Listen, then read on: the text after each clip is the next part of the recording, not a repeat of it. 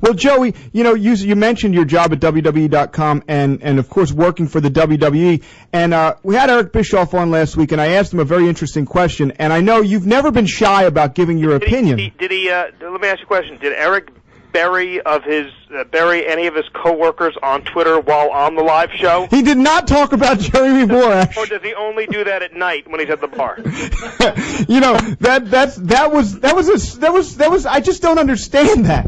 I mean I see Eric, like if Albert over here was at the bar telling people that he owned WNJC and VOC Nation, I might take exception, but I might not put it on Twitter, Joey.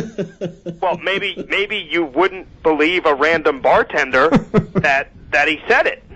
Right, and Jeremy Borash seems like he bleeds TNA. That guy does everything for that company. So it's kind of interesting that somebody like Eric would do that.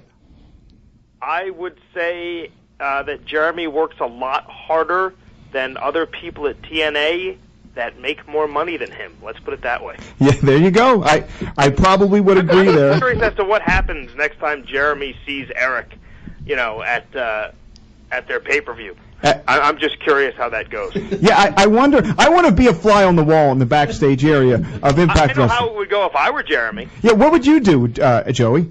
Well, I'm not. I'm. Are you peaceful? I can be aggressive when confronted with conflict.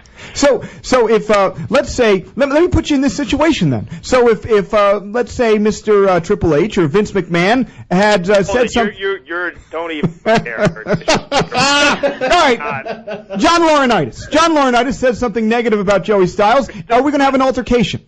You're talking about three guys who don't have Twitter, and if they did, would never be at a bar tweeting. See, again, you're not even in the same ballpark. You would be, it would have to be somebody in middle management production who did it. But let's not. No, I mean no. Dixie Carter is the owner there. Let's not, please.